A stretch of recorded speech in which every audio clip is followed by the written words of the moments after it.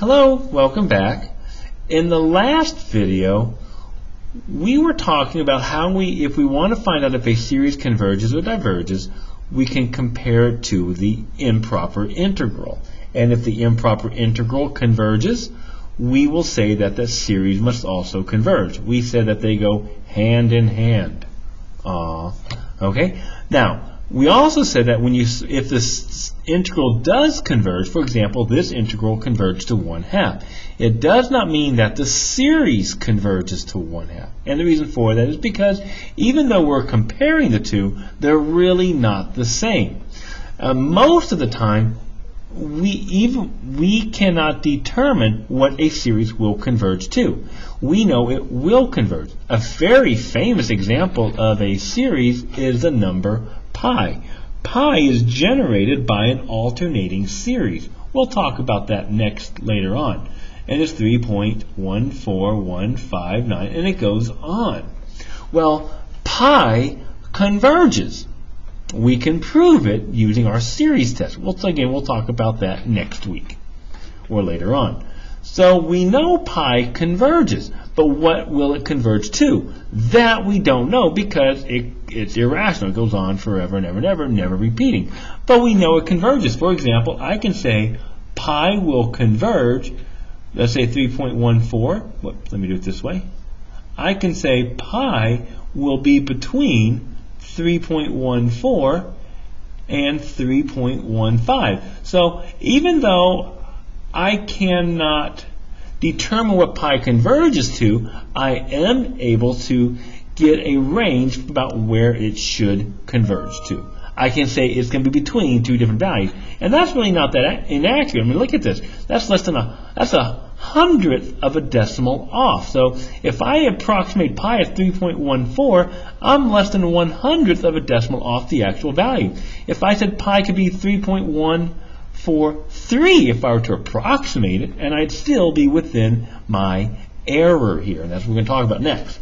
So the integral test does give us a way to not find the value of a series, but it gives us a way to determine between what ranges the series should lie between. So we would say if the series converges, the following inequality will be true. So let's see here.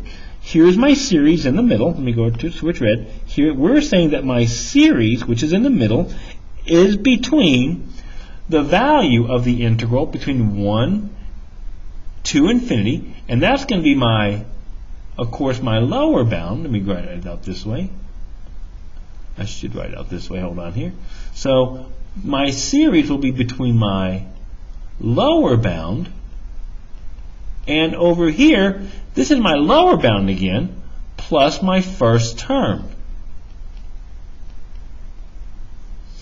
And that's going to give us our upper limit. And you'll hear us call it the upper limit and the lower limit, or the upper bound or the lower bound. So I can approximate the value of a series by looking at the integrals.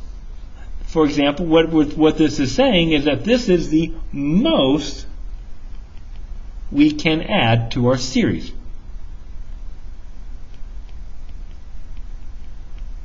If I let the series go from 1 to infinity, the most I can add to that is whatever this integral would be.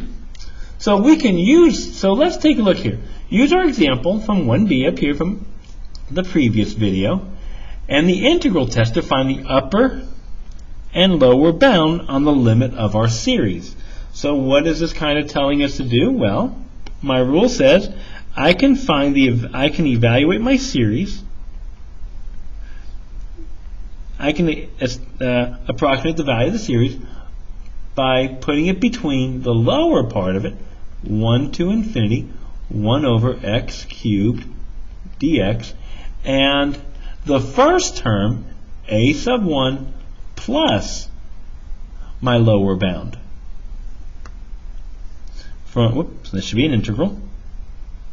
From 1 to infinity, 1 over x cubed dx. So let's see what this says. My sum, my actual value, this is saying the actual value, that's what this says right here. The actual sum is going to be between all of the integral between the most that I can add to it. The most I can add. Most to add. And the first term plus that integral, the most that we could add. So let's see what this says.